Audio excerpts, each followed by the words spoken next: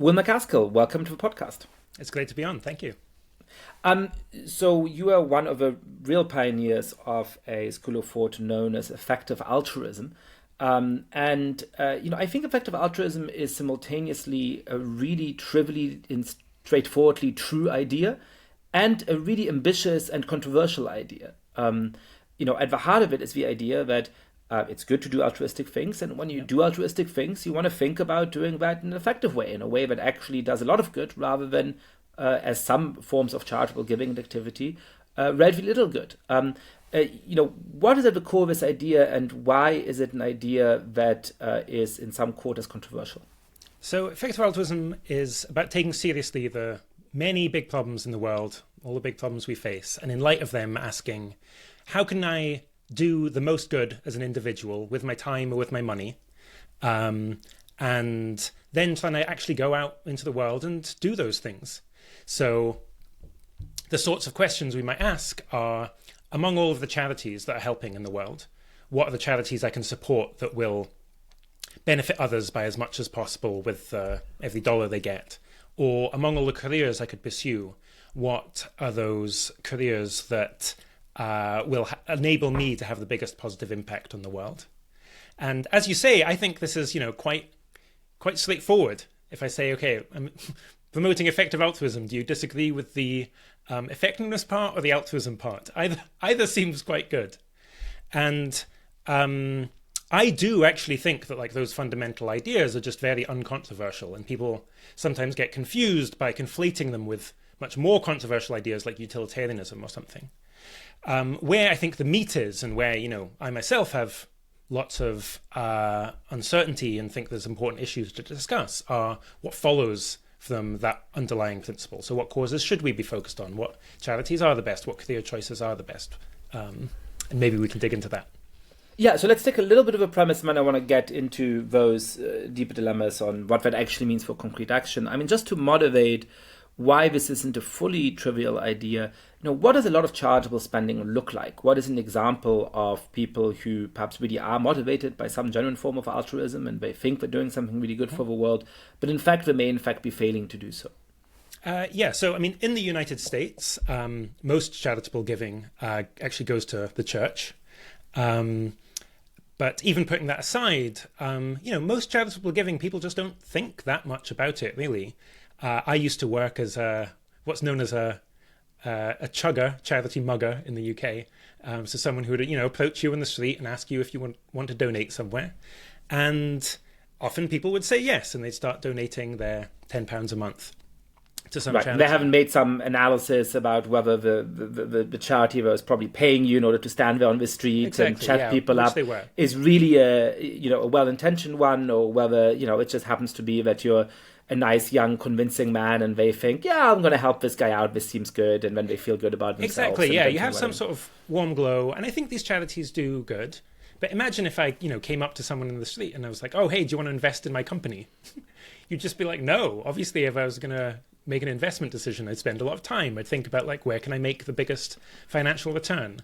But people very rarely do that when it comes to charity. They've, and certainly before the kind of rise of effective altruist organizations like GiveWell and others, would very rarely think, okay, wow, all of these different charities, it's like different investments I can make or different products I could buy. And I really want to figure out which one's best and put my money towards that. That's just a project that few people engage in. So you're trained as a philosopher, and I'm trained as a political theorist, and those two things are subtly different, but in certain ways similar. So I think to ask the question of, if I want to donate some of my income to charitable causes, well, the natural question is, which charitable cause is, all things considered, the best? And it feels very straightforward. I wonder whether part of where people might be skeptical is whether that's actually the nature of the motivation behind most of charitable giving. So when people mostly give to a religious group, they may not be motivated by some abstract form of altruism. They may be saying, I believe in the truth of this religious doctrine, and I want to both spread this religious doctrine and make sure that people who share this faith with me, are protected against certain forms of ill fortune and so on, right? Yeah. And so if you tell to them, actually, if you donate money to malaria nets in Africa, it's going to have a bigger bang for the buck. You're saying, well, you're assuming a set of background motivations that aren't in fact my background motivations. Or it may be that somebody is just very motivated by the love of a local community and say, I really care about this town I grew up in and where I live in. And, I don't have this abstract motivation to do good for the world. I have a concrete motivation to improve this particular locality. And if you come in and say, hey, you could have more bang for the buck with, deworming medication in some other country, that might well be true. And I wish those people well, but that's just not what motivated me to give in the first place. So are we sort of assuming a background motivation that may not be true for most people who engage in charitable giving? Yeah, so I think there's a lot of motivations people can have. And I'm actually not saying like all charitable giving should take the effect of altruist form. So you might give on fairness reasons for giving back. Perhaps an educational institution really helped you and you want to kind of repay that debt. Or for signaling reasons, perhaps you want to give to a gay rights advocacy organization, partly is just like a way of showing allegiance to a cause. But I think I would say two things. One is that actually many people are motivated to a significant extent by just, I want to make the world better, impartially considered. And so I want to know how to do that. And secondly, what I would say going further than that is, I think that should be part of your motivation. Especially, at least if you're middle class or richer in a rich country, you're probably in the richest few % of the world's population. And that gives you this enormous opportunity to improve the lives of others, such that if you don't have the motivation to at least use some of your time on Earth or some of your money to really try and help the world, not just from your kind of partial point of view where you're trying to help people close to you, but including helping people on the other side of the world, then I'd ask, well, why not? You really can save someone's life for a few $1,000s, a child's life. You can do perhaps even more good again by focusing on things that are, not so easy to measure. If you thought of yourself as someone who could say, imagine if you had like saved a child's life this morning on your way to work. Imagine if you ran into a lake and saved a child from drowning, and imagine if the next day you'd kicked the door down and saved someone else from burning in a fire. Like, I think that would be quite a meaningful moment in your life. You'd actually think, wow, I'm really quite a hero. Well, look, the way the world is at the moment is that we can do that every year of our lives. And I actually think that motivation is really quite widespread. It's just that we haven't put together the fact that we do live in such an unusual world. So you alluded to a famous argument by Peter Singer, who's been in this podcast in the past, and we discussed this example where the thought experiment is that if you walk past a pond and you see a drowning child, and you're wearing a really fancy suit, you might be tempted not to jump in, and because you want to save your suit. But really, we'd think you have a moral obligation to do so, right? Mm-hmm. We'd think pretty poorly of you if you think my suit is more important than saving this drowning child. And then he says, well, how is it different if a child happens to be far away, happens not to be in your direct field of vision? The same kind of moral obligations should still apply. How far should that push us? If somebody who's listening to this podcast does mostly give to local causes, to soup kitchens and perhaps civic associations and cultural institutions in their local town, and they have this, that's deeply meaningful to them because it's part of a community that they're a part of. Should they abandon all of that giving? Should they abandon some of that giving? What do you think the force of this famous pond example by Peter Singer is in our world for people who think of themselves as charitable, but who still direct most of their giving to those kinds of local causes? So I think the force of that argument is really quite strong. And the reason is just that I think it's possible to help people in poor countries, like the extreme poor, something like 100 times or 1,000 times as much as you can help people in rich countries, even those who are badly off in rich countries. And even though I think that's a good use of money, like in my perfect world, far more would be going going more effectively to help people who are suffering in rich countries. But nonetheless, you should ask yourself the thought experiment of, well, imagine if there was, to the right of you, a child drowning in that pond, to your left, 100 children drowning in another pond. Would the fact that the child to the right of you is part of your local community be sufficient moral reason to outweigh the fact that, wow, you could save 100 lives, even if those lives are strangers to you.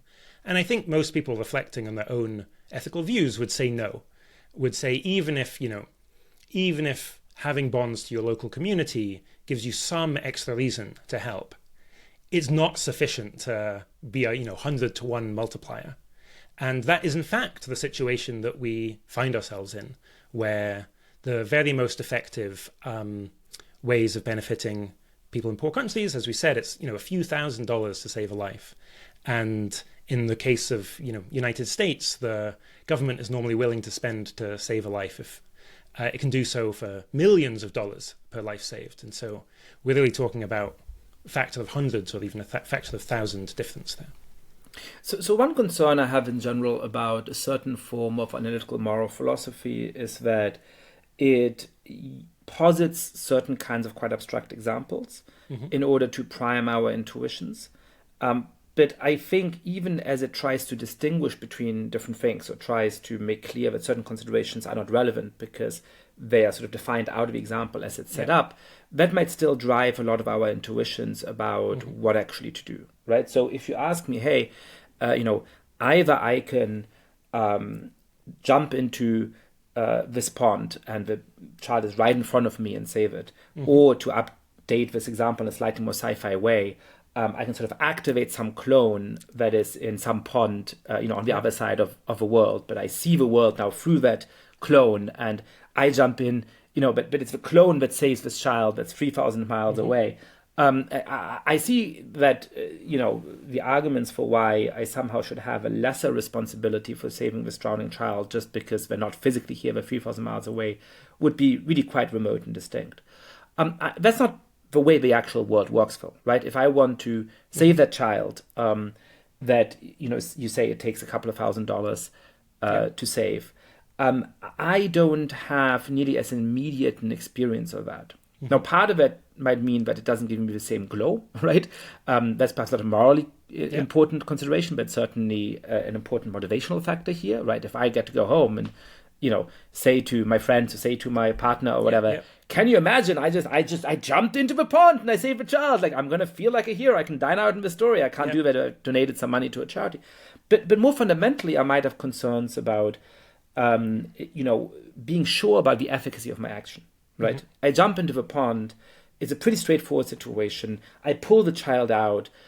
Perhaps something horrible happens to the child in a month, but I'm pretty damn sure of what just happened. I'm pretty sure that I've saved this child's life. Right, I donate to an NGO that has a $100 million budget and an overhead, and it is interfering in some country that I don't really know very well. And there's some study that says, actually, we think on average, if the budget of his NGO goes up by $2,000, that saves a child. It's much harder to know whether that is actually the effect of it. And of course, there's critics of development aid, for example, like Bill Easterly at NYU, who have argued that historically some of the countries that received the most Western aid have underperformed economically, have grown a lot less, and that there's sort of, principal structural reasons for that. So, in a world where it's just very hard to know what the actual impact of my giving is, how can I overcome or allay those concerns? How can we make sure that this really is a good metaphor for whether I should decide to donate $2,000 to, whatever your favorite charity is? So I think this is a great point and a great argument, because I think it's absolutely true that lots of aid in the past has been useless, actually, achieved very little indeed. Much aid has even been harmful. And so that is a relevant difference. And I think the answer is not to say, oh, well, therefore I shouldn't do anything. Very convenient kind of answer. But instead to really look into, okay, there's 1,000,001 different things that come under the bucket of aid or overseas charity. Of all of them, okay, what does the evidence base look like? Do we have evidence that actually these are improving lives? What are the counter arguments and so on? And thankfully, we don't have to do that as individuals because organizations like GiveWell, for example, have put tens of thousands of hours, maybe hundreds of thousands of hours now, into incredibly in-depth empirical research to aggregate all of the current best knowledge that we have from randomized controlled trials and other sorts of evidence to say, okay, well, of all the different things we can do, what are those that really have a strong case behind them at both the kind of intervention level, such as distributing insecticide-treated bed nets, which protect children from malaria, and at the charity level, like, is this charity actually doing what we say? And even someone like Bill Easterly, who you mentioned, who's a big skeptic of aid, even he says, oh, I'm not talking about public health spending. Global public health spending has been incredible, improving the health and lives of millions, billions of people over the decades. And generally what the organizations GiveWell recommend are just at the very top end of those, the very most effective health interventions, like vaccines, like anti-malarial medication, like the simple bed net that just protects children against malaria. And they have very strong evidence bases behind them.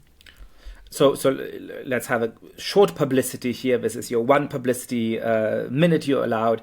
If somebody's convinced by these arguments and they think, hey, perhaps I have some extra money to give, or perhaps I should redirect some money, thinking more carefully about which causes are most effective, are going to make the biggest difference in the world. We've gone to these examples of, malarial nets and other things. Yep. What do I do? How do I figure out which charity I should give to? What's my next step? Well, thank you for the opportunity. I would say two next steps. So if you're focused on global health and development, then an organization called GiveWell, that I am not involved with, I'm just a fan of, makes recommendations about what charities are most cost effective. If you want to go further and either donate to cause areas outside of global health and development, but that are still very effective, or go further and make a commitment to start giving a certain percentage of your income, then you can go to an organization I co-founded called Giving What We Can. And you can donate through them. You don't have to donate to them, but donate through them to charities that work in global health and development, but also animal welfare, also some, harder to measure issues, especially around global catastrophic risks, such as pandemics, nuclear war, and so on. Great. And I have some skepticism about some of the elements of the effective altruism movement, and we'll get into some of those concerns. But I think so far in this conversation, I fully agree with you. So I also encourage my listeners to go and donate for those very worthy causes. It's great to hear. I think what's interesting is that you and some other exponents of the movement then pushed these arguments forward in a few different directions. And so one of those is to try to think about how individual human beings can actually make a difference, not just with their donations, but with their working lives. Yeah. That's, of course, a very important question that a lot of people ask themselves when they are young and later stages in their career as well. And you came to quite an interesting set of views about what at least one potential avenue to take might be, and I want to discuss that. And then the other thing is that, a number of philosophers, starting with Derek Parfit, made the argument that, we can extend the example, the metaphor of a pond, not just geographically, but temporally.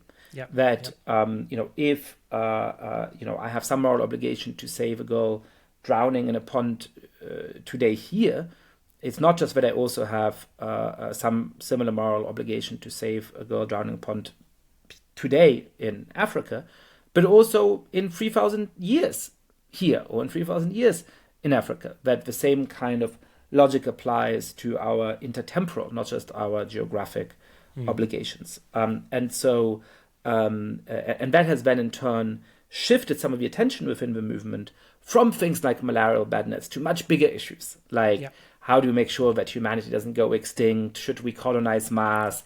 How do we feel about AI and all of these other kinds of things? So I want to get into these two areas where I think this very, very intuitive premise is starting to push into some not always equally intuitive upshots. You co-founded an organization called 80,000 Hours. At some point in graduate school, when I was kind of struggling with whether to be an academic political theorist, I emailed 80,000 Hours and got a very interesting, gracious response, on which then I think I forgot to follow up, but it was actually helpful. One of the kinds of advice that the organization gave, and I know it's not the only advice that it gave, was that for certain individuals who can probably earn a lot of money because they have certain kinds of mathematical skills or think that they might do very well in finance, perhaps the best way to improve the world is to go spend a lot of their working time maximizing how much money they can make. Go and be a hedge fund manager in New York and then donate a lot of that money to good causes.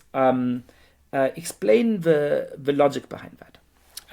So as you know, I do think this is the best path for a minority of people, and most people, I expect, you can have do even more good again by working in non-profits or policy or kind of research and so on. But I think absolutely on the table is the following argument, which is just we've talked about how valuable donations are. We talked about how donating a few $1,000s can save a child's life. And given that, if you can earn more and thereby donate more, and you might be skeptical that anyone would want to do this, but now we have actually seen many people who have done so, well, then you're able to do more good. And in fact, for some people, well, maybe that's just the best fit that they have. There are many people who are just going to be amazing at setting up a company and, getting rich that way, or working in a high-paying job that could be finance. And if so, and then you go in and donate a really significant fraction of your income, where my view is if you're earning that much, then you should be looking at kind of 50% or more, because you're still earning probably way more than you would be in some other career path. Well, then you're going to be you're able to have this enormous difference through your donations. So you can think about this like a kind of comparative advantage consideration, where for some people, the best thing they can be doing is working at nonprofits. But nonprofits have very little money in general, like extraordinarily strapped for cash. Whereas for other people, comparative advantage is working in a career that's highly paid. And therefore, they can do more good by working in that more highly paid career, funding many other people, maybe several people, to work in the nonprofit sector, doing a better job than they would be able to do. So I have three potential concerns about that, and I'd love to hear your responses to them. So, the first and most straightforward, but perhaps least convincing, is simply, isn't that career choice potentially going to involve doing things that actually make the world worse? Aren't you going to go into areas of commercial activity that may actually cause harm? And if you're doing that, might that not outweigh some of the benefits that will then come from your donations? I think for various reasons that's not that convincing, in part because it's not clear to me that all of those areas of economic activity actually are bad, and in part because the obvious replacement argument, somebody else would be doing some similar things instead of you, most probably, but I think it's worth raising. The second, which I think is a little bit more fundamental, is one that is inspired by another Oxford philosopher, Bernard Williams, who might argue that you're not just a sort of utility maximizing machine. You are somebody who has life projects, and you need to be choosing a life project that's meaningful to you in your own terms. And perhaps some people have a psychology where being driven by this abstract goal of doing as much good in the world as possible, and even if they do that through doing a day job with which they actually feel no real personification, no real personal connection, that's somehow going to lead them to a life of meaning. I think a lot of people will feel that is just not psychologically sustainable, even if in some theoretical sense it's true that if I could sustain the motivation to keep working in finance, even though I really don't care about finance, that'll do more good than if I go and start a successful NGO or do something that has more direct good. It's my life, and I'm engaged in this activity, and I just can't bring my, that is just not the kind of life project that actually is going to make my life worthwhile and meaningful. And then the third concern, which I think is the one that I struggle with the most, is about the kind of background assumption of some form of psychological constancy here. Mm-hmm. That, you're giving this advice to a 21, 22-year-old who perhaps comes from means, perhaps comes from a modest background, but often will come from a slightly less affluent background than the one we're going to go into. That's the point of having them make a lot of money. Mm-hmm. And their values today might be that I don't really need a fancy car, and I don't need a house in the Hamptons, and I don't need to keep up with the Joneses, and I'm really motivated by the set of ethical considerations. But if I go to Wall Street at 21, mm-hmm. and I'm surrounded by people who make a ton of money from such an early age, and I start to think, well, I want the next promotion, and to get the next promotion, I have to go to dinner with my boss. And so I need to learn to spend quite liberally, because they're not going to think I'm a good cultural fit if I don't. They're not going to earn the money that I need in order to be able to donate as much as I want. And then perhaps you meet a partner and you start thinking, well, they have certain expectations for how to live because they're from that social milieu. And then you have kids who are going to certain kind of private schools that are very expensive. And, by the time that you've made all of this money, by the time that you're actually in a position to, fulfill the ambition that set you off on that path in the first place, are you going to be the same person? Are you actually going to be making those donations, or will you have any number of rationalizations for why, yes, you'll make some donations and so on, but really you should be spending the bulk of that money on yourself and your family and the lifestyle to which you've grown accustomed? Yeah. Okay, so great objections. And all very important ones that, are things that we thought about a lot and were concerned about from the early stages. Like I actually talked about all three of these in my original article on the topic, now 12 years ago. So going through them kind of briefly, like on the harm question, I just think don't do things that are, seriously common sense unethical that involve inflicting large amounts of harm. Now, from some perspectives, maybe you've got a kind of radical anti-capitalist perspective. Maybe that's just many areas of the world. I think in most cases, setting up companies, you've got an opportunity to just actually do a lot of good by doing that. In the case of kind of quantitative trading, what's the effect of that? Like, I think there's too much finance in the world, but that's mainly, the issue is mainly it's taking brains away from other areas like science and so on.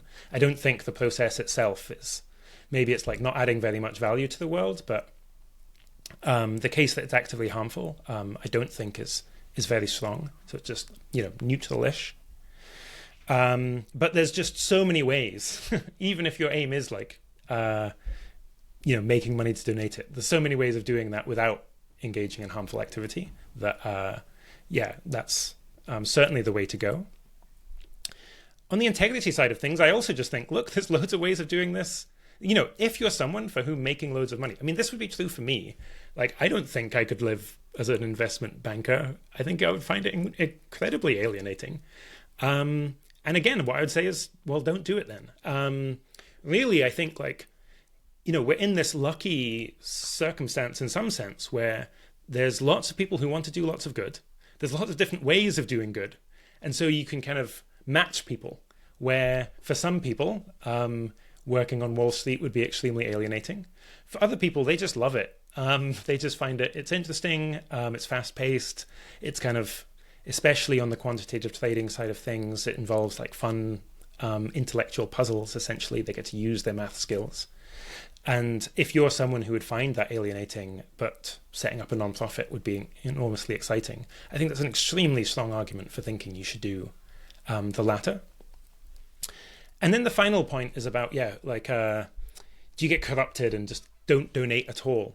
And there are major issues here around, the way your environment changes you. On the particular point of how, do you then kind of end up not donating? Again, something I was very worried by. But my guess, if anything, is that the rate of kind of giving up on altruism is actually lower for people who are earning to give, in my experience, than it is for people working, say, in the nonprofit sector.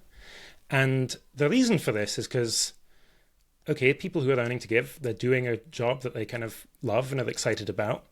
Let's say they're giving 50% of their earnings, which is a huge amount in absolute terms, but still enables them to have a very comfortable life. So in fact, they still can have the house and car and so on, but and make these huge charitable donations.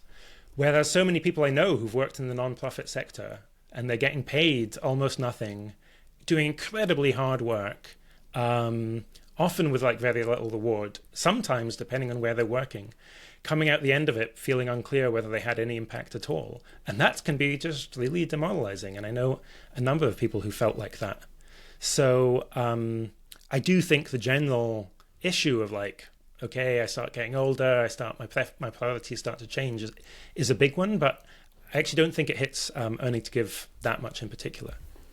Yeah, and I love the spirit with which you're engaging with these potential objections, and having read your work, I know that you were thinking about this from the start, so I'm not raising any kind of amazing gotchas that nobody's ever come up with.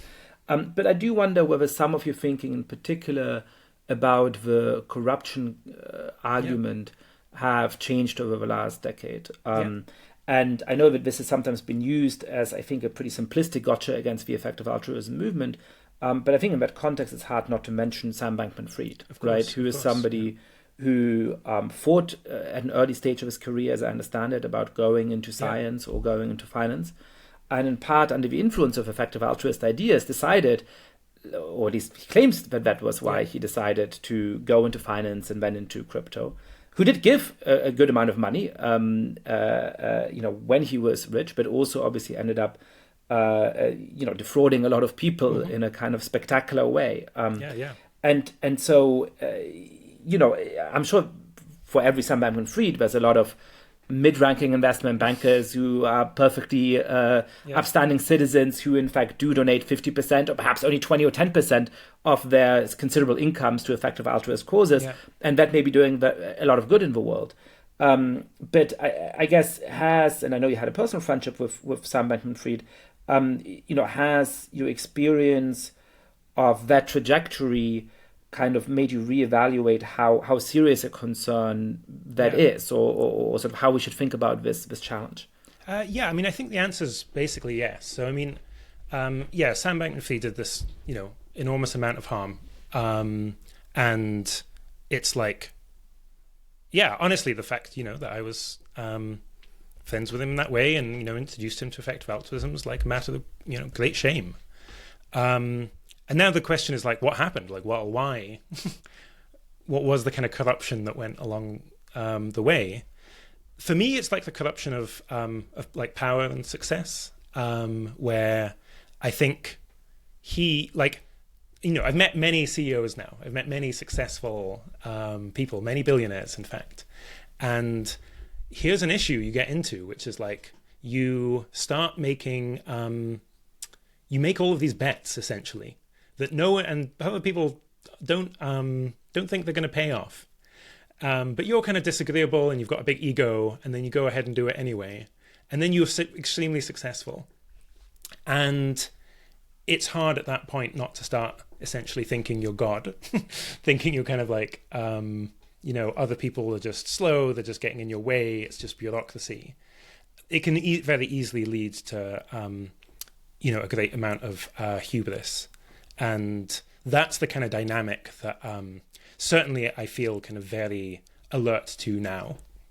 And so in general, kind of if we're looking at power structures in the world, I think we really never want to be in a position where it's like, oh, well, this is a good guy. Like if I'm thinking about AI governance now, it's like, oh, well, this is, they're a good person. So they're going to act like even in these circumstances where they have a lot of power, a lot of temptation. Instead, we want to have systems where there's a lot of oversight, a lot of institutional checks and balances, in a way you didn't have in the crypto world. That's a really interesting point. I have two thoughts, I guess. One is just about the structure of success at the top, and it's a point that Nate Silver sort of makes in his last book, in part by drawing a metaphor of poker, where he says that to get to the final table at the Poker World Championship, you have to be an extremely good player. But also you have to take a bunch of very big bets. Yeah. And they all have to happen to come out well. So in order to get to that place, you have to have been really lucky as well as really skilled. But of course, it is then very tempting to overstate the degree of skill rather than the degree of luck. And that may be true for a lot of the biggest billionaires, that they are people who are very skilled, but who've also taken a huge number of bets, and they think, hey, it's all because of my skills, so the next bet is going to work out as well. And when you look at some of the dynamics of how SBF ended up going bankrupt and how it all came apart, there certainly seems to be a sort of element of that. The other structural thing that I thought was interesting is the trade-off here, or the tension here between explanations that are rooted in institutions and in personality. So you seem to be leaning towards what's very classically liberal thought, which is absolute power corrupts absolutely, right? If you're that successful at that young an age, you're just, not in every case, but it's just the temptation to be corrupted is huge. And so we shouldn't trust this is a good person, and so therefore you're going to do good things. But the other explanation, of course, would be that,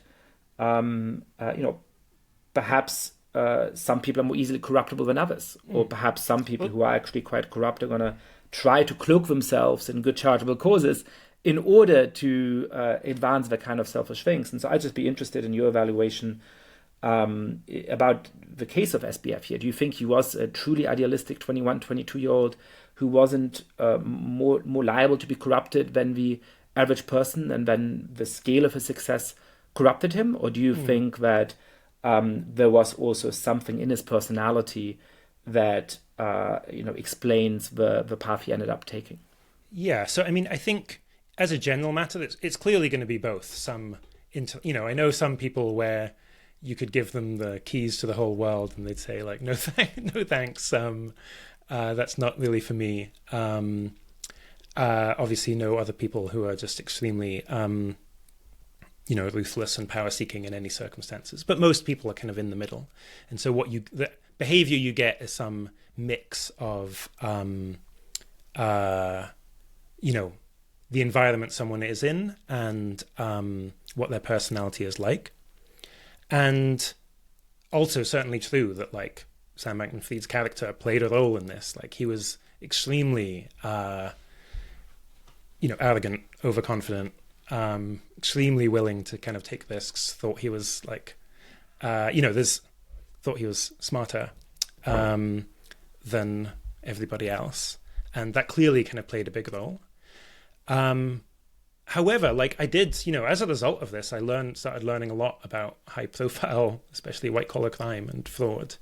And it's certainly true just much more often than you might expect that people that anyone would have thought is like, oh, wow, yeah, this is just a good, upstanding member of society, ends up doing, even highly criminal things.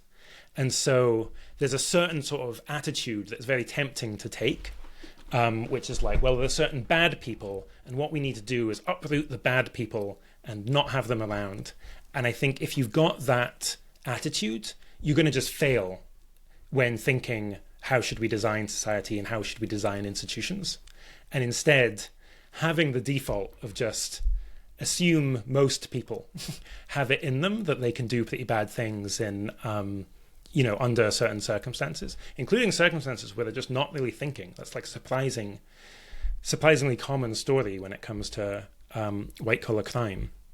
You're going to end up designing kind of much better institutions, I think. Let's go to the other sort of side of the sort of slightly more counterintuitive set of points that I teased earlier. So, one way to think about the effect of altruism movement is that there was kind of a bednet phase, and then there was the Occupy Mars phase. And I know that those two things are mutually exclusive, but it does feel like there was a kind of shift in the predominance of emphasis from those sort of relatively straightforward, in the moment today, save this life, save that life kind of considerations, to a kind of second phase where people were more motivated by this insight that, well, if we can do something today to avert some huge disaster tomorrow, the end of human civilization, or machines enslaving us in some kind of way, well, surely that is even more important than saving a few hundred or few thousand people today. Tell us a little bit more about the logic that led to this kind of long-termist shift. Sure. So I'll just make one little correction, which is that you mentioned kind of Occupy Mars and earlier as well. So I actually don't know of anyone who I'd consider an effective altruist who's kind of had the view that like settling Mars should be a priority. There's, these kind of famous arguments for thinking like, oh, we need a civilizational backup, and so we should have that on Mars. And I think those arguments are very bad. Where Mars is it doesn't strike me as obviously silly. Why do you think those arguments are bad? Well, if you're going to have some sort of civilizational backup, you can have ones that are like much better and much cheaper on the seabed or underground or in Antarctica. All of these places are far more hospitable than Mars is. And in fact, getting to the technological level where you can have a self-sustaining colony on Mars that could turn Mars into like a thriving civilization itself. Okay, we are going to encounter a lot more existential risks. But like if we've gotten to that stage, we're probably just fine in general. And so, yeah, I think it's a bit of a shame. I think it's a bit of a distraction from the other kind of risks that we tend to focus on, which are, global catastrophic risks. So this has been a concern now for, many years. The big focuses have generally been risk of pandemics. And so we're highly, working on trying to reduce the risk of pandemics from about 2014 onwards. It was, very sad that that concern became vindicated in 2020. But again, having one pandemic doesn't mean there aren't going to be more. And in fact, I think it's quite likely that we'll get at least a COVID-level pandemic in the next couple of decades. And one of my concerns, by the way, is that both the relatively botched response to this pandemic and some of the political capital that was lost in the process is, especially if the next pandemic happens, as hopefully it will not, relatively soon, going to make it harder to have a coherent public policy response to the next pandemic. So rather than learning from the last pandemic, as in certain ways we also did, it may actually make it harder to contain the next one. In a worse circumstance. I mean, it is, it's crazy. And especially because the interventions you can take to reduce the risk of a pandemic are just, they're so robust. You could just have mask stockpiles. You could have monitoring of wastewater for widespread diseases. You could just, invest in technology like certain forms of lighting that sterilize the air. All these things look really good, even if you don't care about pandemics. You just care about the common cold. Often they look good. But yes, nonetheless, despite trillions of dollars of damages and tens of millions of lives lost, the world has done almost nothing to prepare for the next pandemic in light of COVID. But we were talking about global catastrophic risks. So that's the kind of risk of pandemics, risk of nuclear war and other exchange, and a variety of risks that driven by advanced artificial intelligence, including the risk of loss of control to AI systems themselves, or the risk of extreme concentration of power from AI-assisted kind of human power grabs too. And now, why focus on these things? Well, I think there's two arguments. One is just, you look at what's the probability of these happening, how much work is being done to prevent them from happening, and the answer is very, very little. If you make like a reasonable guess about, well, what's the kind of benefit to people alive today from working on this, it's like actually quite high. Like, maybe it kind of rivals these bed nets and so on. But it's more uncertain. You're no longer kind of looking under the street light for reliable evidence. It's more like you're having to go with your best guesses, the best evidence you have available to you. But then there's the second argument, which is the very long-term effects of such a catastrophe too, where if we do lose control to AI systems, or if we do have some worst case pandemic that we don't come back from, or some nuclear war that we don't come back from, it's not just the present generation that gets harmed. Instead, this is a catastrophe for all future generations too. And the core idea of long-termism is that that's an especial reason So when we're facing all of these different problems in the world, we should look at those that are not merely bad for the present generation, but are also, would be a catastrophe in an ongoing way for future generations too. So as it happens, I'm teaching a class called Catastrophe at Hopkins next term. And so this part of a conversation is of particular interest to me. And one of the things I do is to consider various major threats to humanity in the course. And by and large, the list lines up with the ones you've talked about. So I talk about the threat of nuclear war. I talk about the threat of pandemics, as well as things like antibiotic resistance and bioterrorism. I talk about the threats coming from artificial intelligence, and then the one that you didn't mention, I believe, that we talk about is environmental risk and climate change. One of the things that I'm interested in thinking through is which of those risks is the one we should spend the most time on, we should take the most seriously. And at least one way of thinking about it, there's all kinds of frameworks you could apply, is what is the likelihood of this happening times how bad is it going to be, right? Yep. What would your personal rating be on those four? We don't have to spend a ton of time on each. I definitely want to spend some more time thinking about artificial intelligence in a little moment.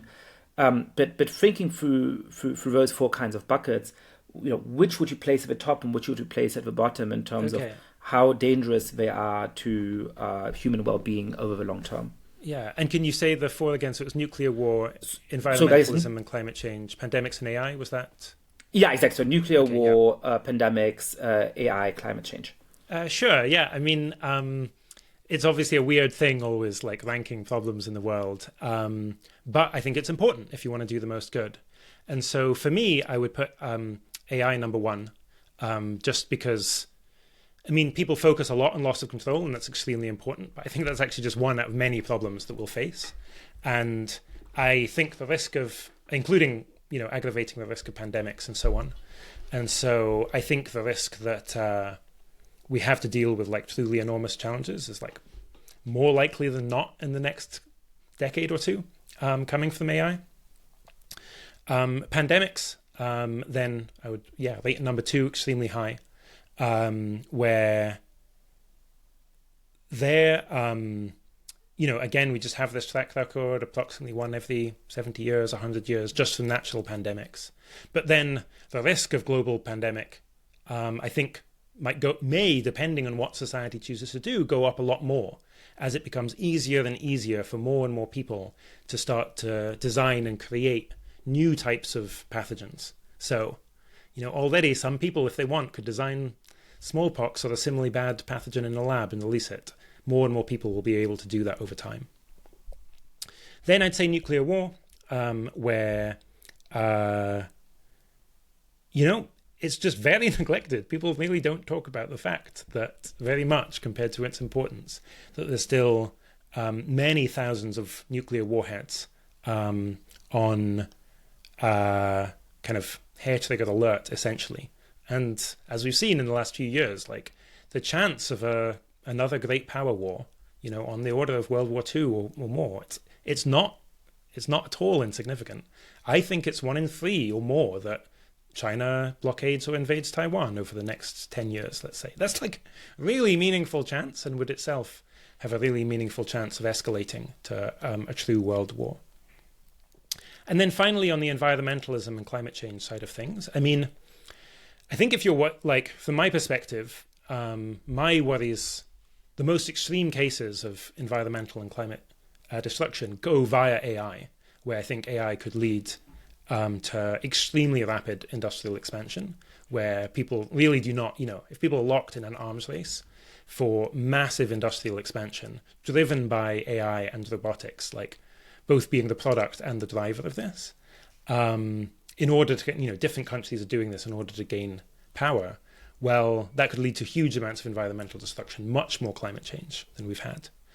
If that doesn't happen, then I think we've gotten kind of lucky, honestly, compared to where we could have been, where global emissions are now plateauing, and the kind of green energy revolution is well underway, such that I'm expecting, we're still far from out of the woods, but I am expecting a larger and larger share of energy consumption to be solar and other clean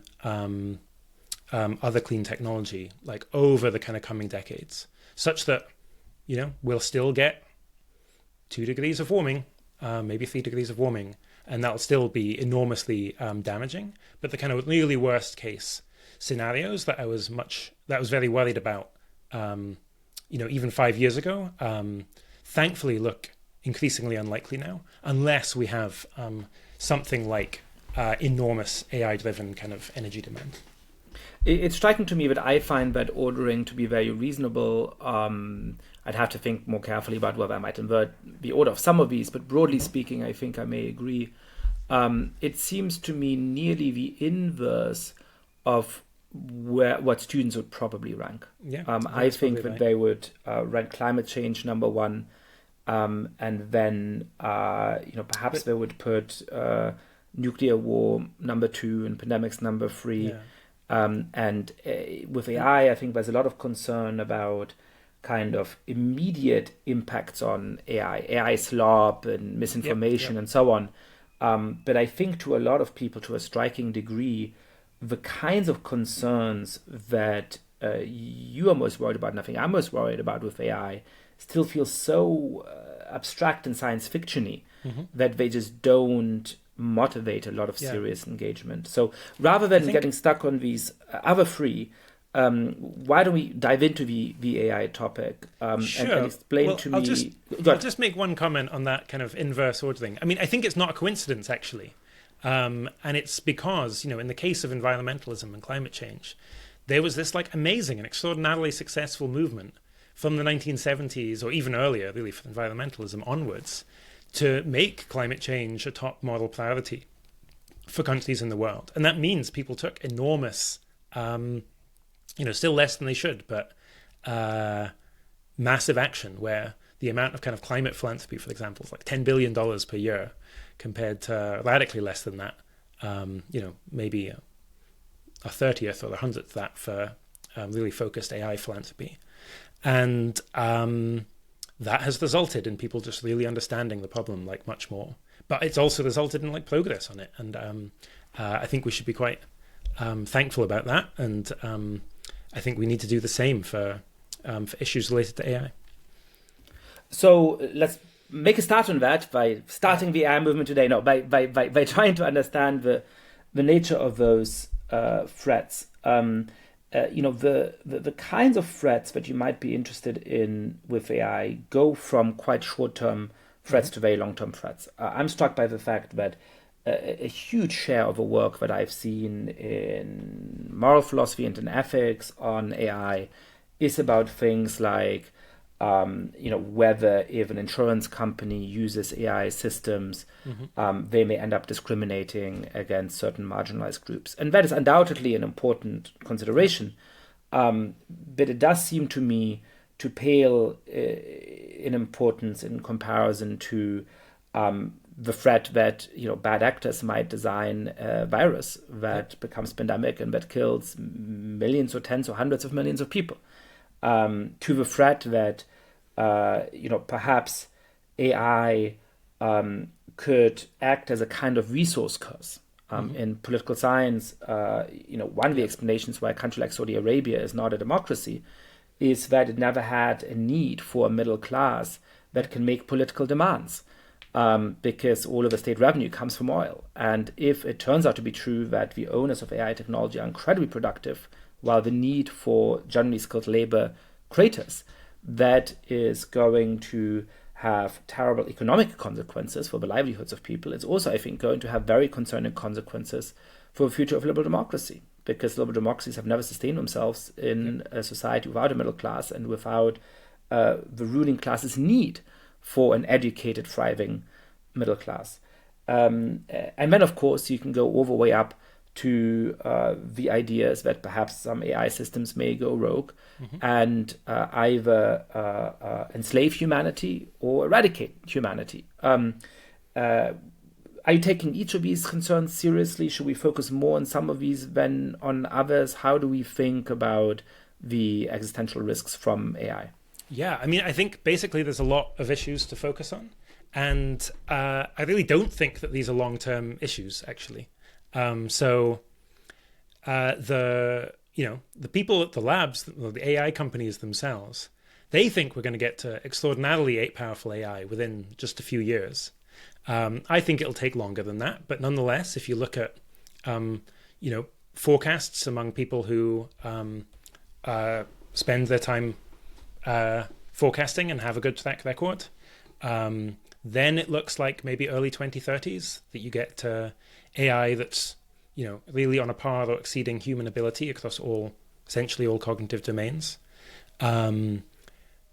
Similarly, if you just look at like the kind of exponent, so you might think, well, AI is pretty rubbish at the moment. It's very impressive, kind of box of tricks, but it's not that great.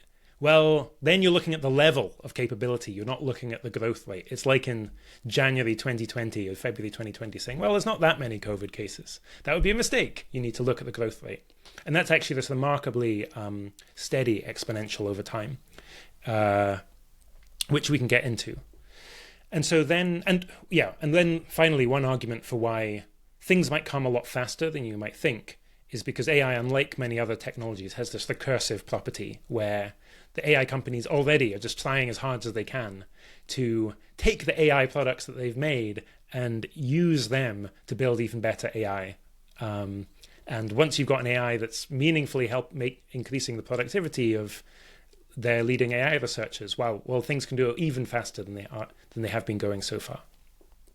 I'm struck by how many people seem to disbelieve the evidence that there is this rapid progress in AI, and it is one of those things where I feel like 5 years ago, if you had predicted the things that AI can already do, and that a lot of people use AI for every day, people thought that's science fiction, and then today we think, oh, it does all of those things, but once every 5 times when I look for a quotation, I guess the quotation wrong and invents it. What a piece of shit. And probably going to keep repeating that process. But to those people who are skeptical in this way, who say that, yes, it's this really smart machine that kind of imitates how we speak, but in the end, it doesn't have real intelligence. In the end, it doesn't have a real understanding of the world. And look at all of the things it can't do. It hasn't yet led to mass job loss. We're in this weird place where it's sort of, for some people, at least for me, mostly substituted for Google in all kinds of ways. It's a really useful tool. But I'm still doing my own podcast. I'm still doing my own writing, right? Like, my actual material reality hasn't changed that much because of AI. What is the argument for why it would be naive to think that it's going to go on like that?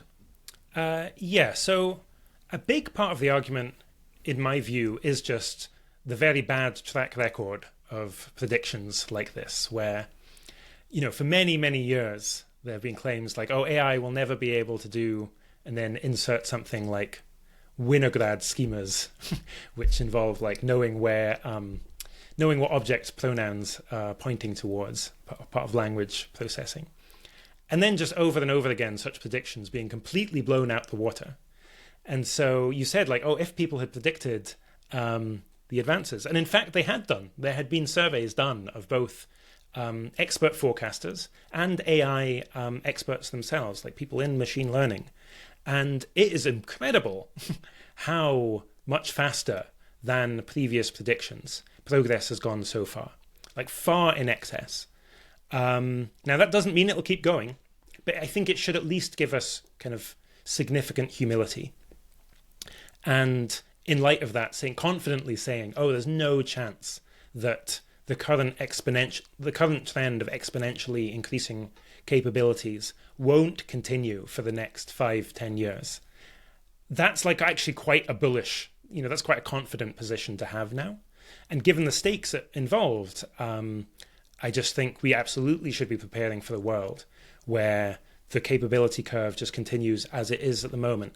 And that means that we get to AI that is capable of doing, tasks that would take a human months, just as well as a human can, and also able to do that in just, a few minutes rather than the months that it takes a human to. How do we start to prepare for the political and economic upheaval that might bring? And I have to say that I thought about this a lot, and I get stuck on two things. The first is that it's just very hard to think about what kind of big changes to make in anticipation of a change that seems on the horizon, but whose arrival is uncertain and whose future shape is very uncertain. And the second is that, if we're looking at how difficult it was even to react to something like a global pandemic in the moment, how incapable our institutions currently seem to be to coordinate coherent, large-scale responses and to gain the trust of the human population to do that, I just feel in myself a pretty deep skepticism and perhaps a cynicism about, even if you or I or somebody else comes up with great ideas for what we should do, that anybody's going to listen to that and anybody's going to actually do any of that. So if we take really seriously some of those threats, what on earth do we do about it? Well, yeah. So, sadly, there was a wave after the ChatGPT moment. There was a wave of interest, in particular in regulation. The current administration is very opposed, in fact, to AI regulation. That may change. More and more people are becoming alert to the threats that AI poses. So one thing you can do is just work on what is a suite of great policies that if change in sentiment happens, okay, well now you've got yes, this is what you should be doing. That's kind of one thing. And just tell us some of those policies that would be at the top of your wish list. Yeah, so one could be just more intense kind of tracking of compute. So at the moment, we just, companies don't even know where all of the compute goes. And there are export controls such that, American-produced chips or Chinese-produced chips can't get sent to China. However, lots get smuggled in. Instead, you could have the ability to both know kind of where in the world are all of these chips. So you know if they've been smuggled in a way that if you disable it, you destroy the chip. There are potentially ways also of knowing what the chip is being used for. Is it being used for training AI or is it just being used for inference? Having those in place could make it more likely that you're able to have some sort of treaty later on that would allow, say, the US and China to say, okay, this is going a little fast. We don't have enough time to respond institutionally, so we're going to just slow things down a bit, maybe stop and start. That's kind of one suite of things you can do. A second suite is, there's a whole kind of set of things you can do in terms of monitoring and evaluation for AI models to know, on the loss of control side, how do you know that the AI is in fact doing what you want because it wants to help you rather than secretly scheming against you? How do you know how it will behave in this very different circumstance, perhaps when it has a lot more power? How do you know that it hasn't been sabotaged, that spies haven't put in a backdoor, or perhaps the CEO hasn't put in a backdoor that means it could behave very differently in certain circumstances? So how is it that you can do that technologically? I recently had Geoffrey Hinton on the podcast, and he makes the straightforward points that any goal you give the AI is going to lead to a set of sub goals. I think the example he gave is that if you tell it plan my holiday in Japan, it's going to have a sub goal of getting you to the airport, and it'll recognize that its own survival is one of the necessary sub goals. That if it doesn't survive, it's not going to be able to serve the ultimate goal that he set for the system. And then the second related point is that if it thinks that its survival may be threatened, if somebody recognizes that if it thinks that its survival may be threatened, if somebody recognizes that it potentially has these goals, then it may very well act compliant until the moment when it has enough power to stop acting in a compliant way. So these are presumably the kind of problems that we want to guard against. Are there technological solutions to that AI labs just currently don't have the incentives or the regulatory imperative to deal with, or are they just inherently things that if we build sufficiently intelligent systems, we're not going to be able to control? Yeah, so I mean, the situation at the moment is that these are challenging technical problems, and there are like nascent programs that could eliminate those problems.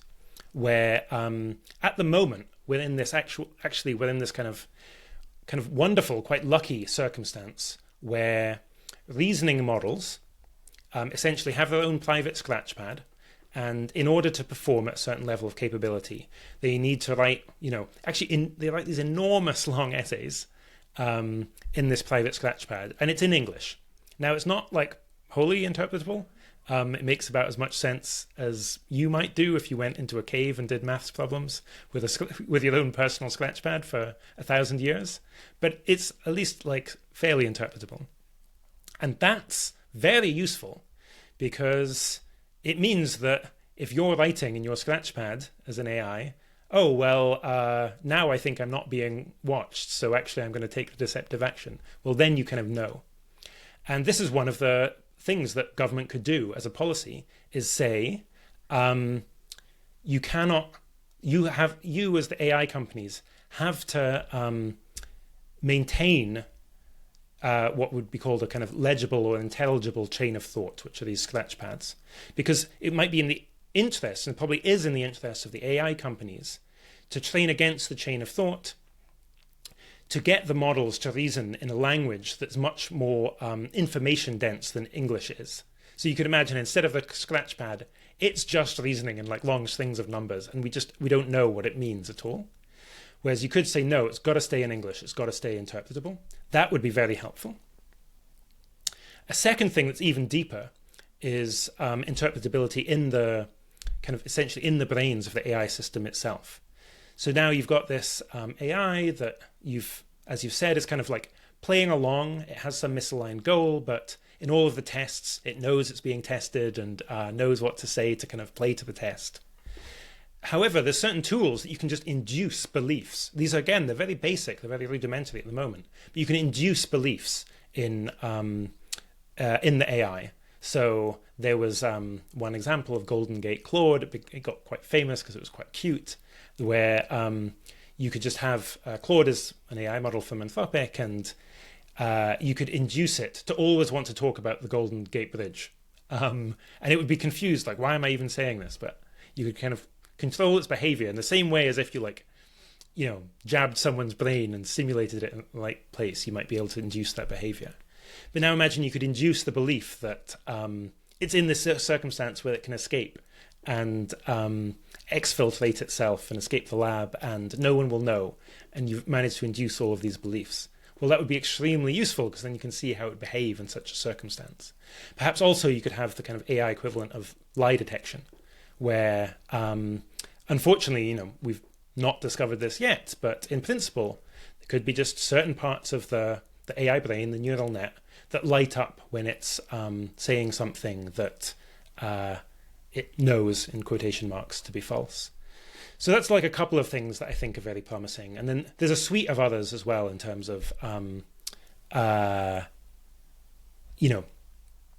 ensuring that the data, you really don't want the AIs to be too aware of the fact that they're being tested.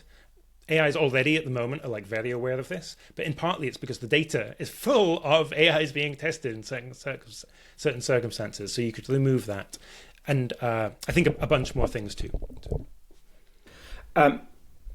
So how serious a risk is the worst case scenario here? The scenario in which AI systems do manage to exfiltrate themselves in some kind of way and either pursue the goal of multiplying paper clips endlessly, or in some different way actually, build an AI civilization with its own rules and norms, etc., but that dispenses with the need for human beings. Do you think that is a risk to take seriously, but that's remote, or do you think that this is a very considerable likelihood, in our lifetimes or something like that? Yeah, so I'm kind of, many people, including people much smarter than I am, think that this is really quite likely. It's 1 in 3 or something in the coming decades even.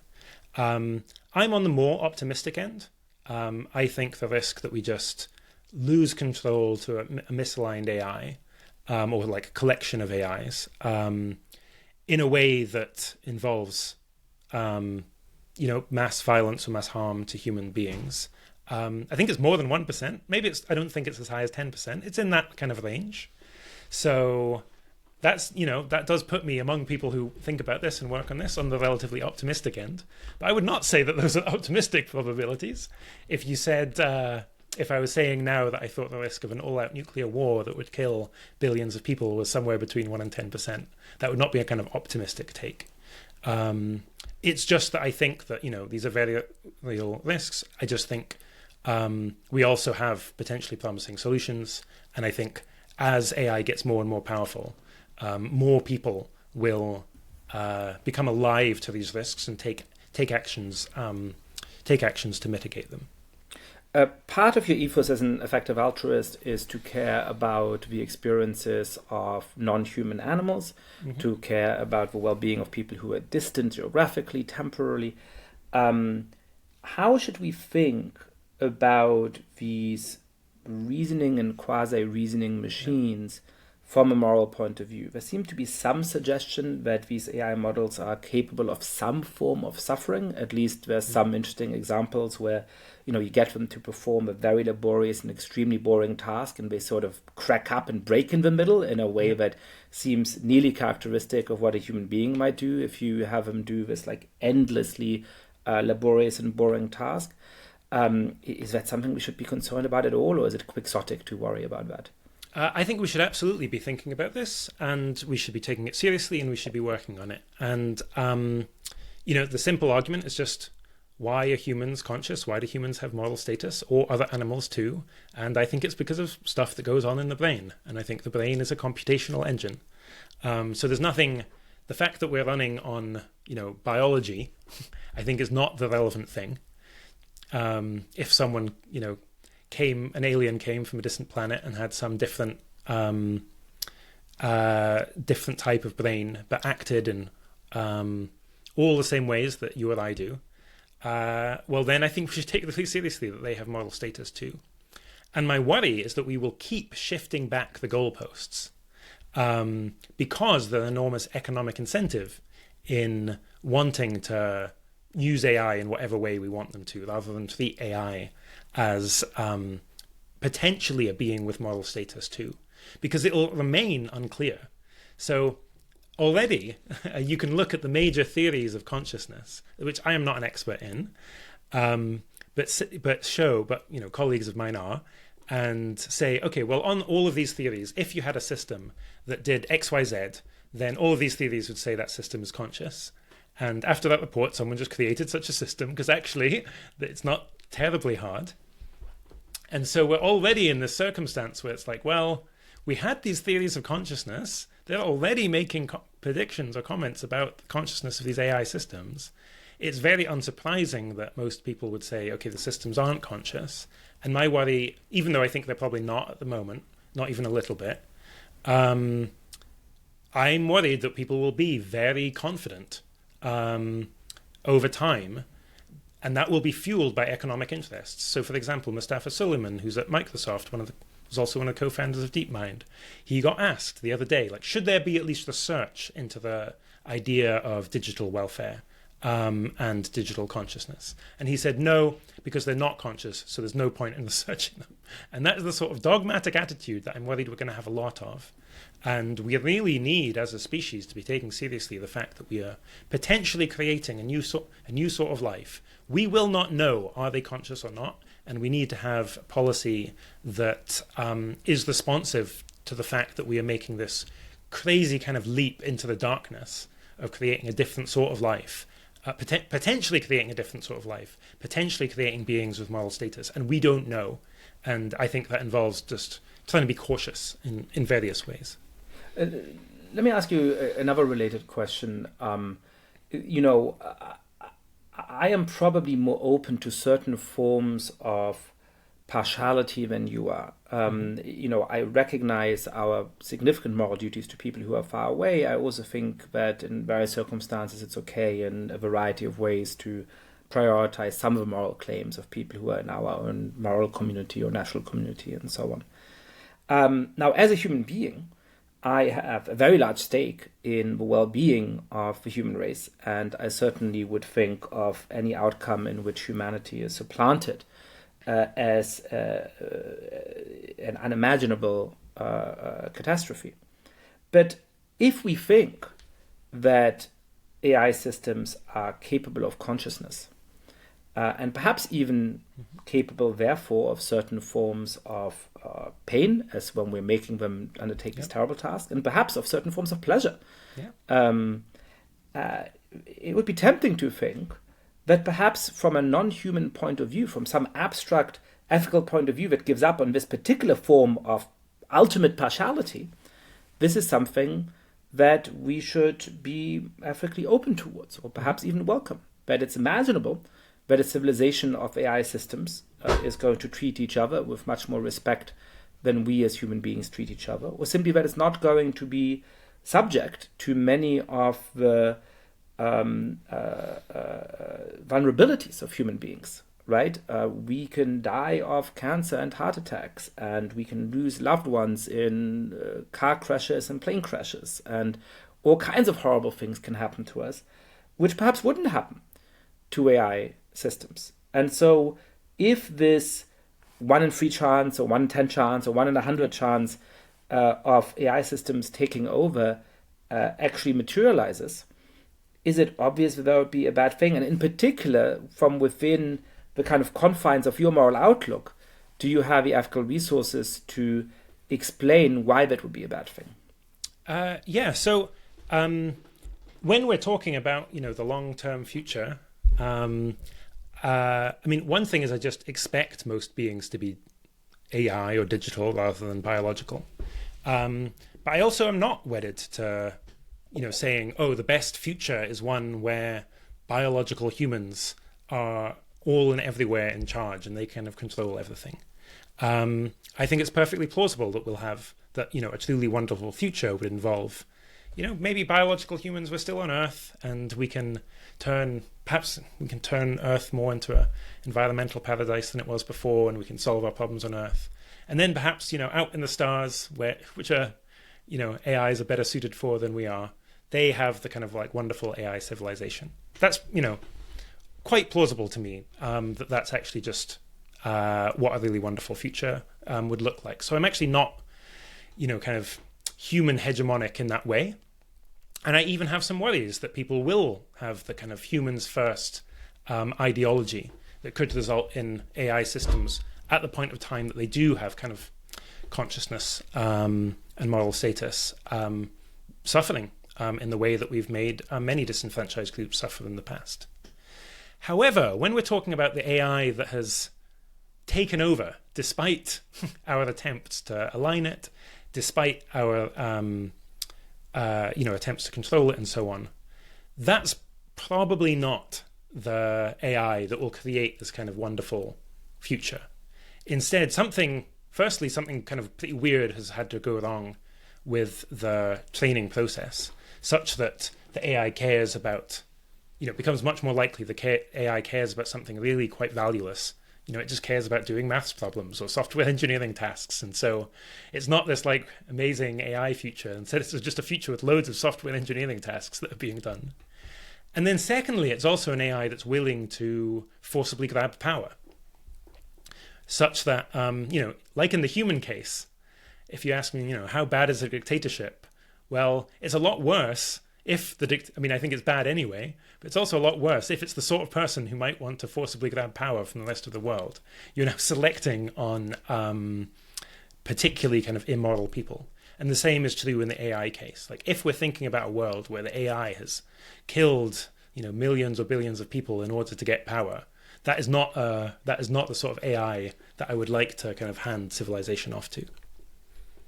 It strikes me that this has been a fascinating conversation, but also one where we've focused on the negatives. And there's a natural reason for that I think by and large human civilization is thriving. This is probably a better moment for humanity than any other in the history of the world.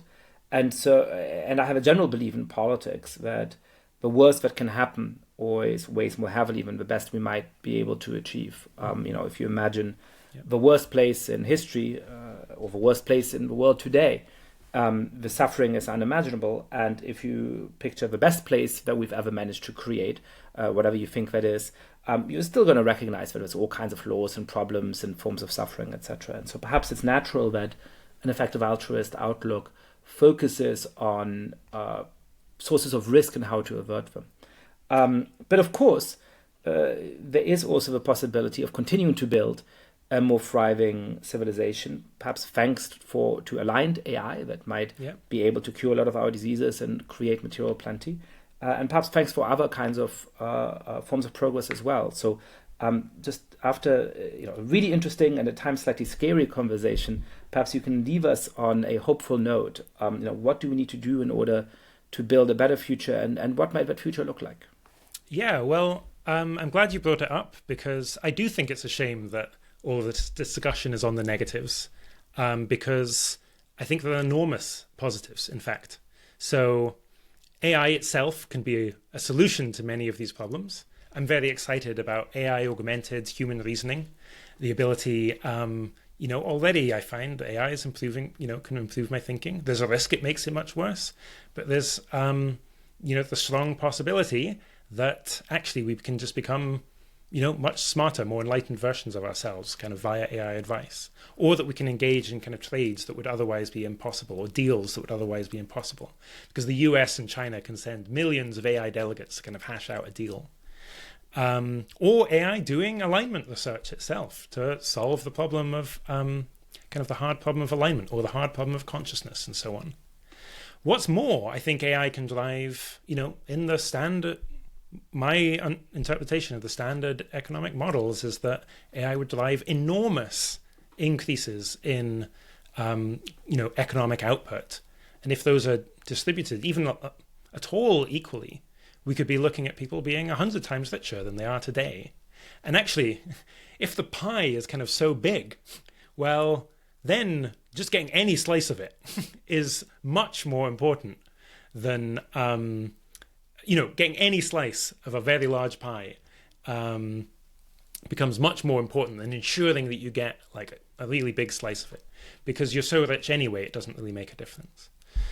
And so all of these things, I think, seem kind of eminently on the table. And it's eminently on the table that we could live in a post-AGI society where disease is a thing of the past, poverty is a thing of the past, working tedious, boring jobs that you hate is a thing of the past.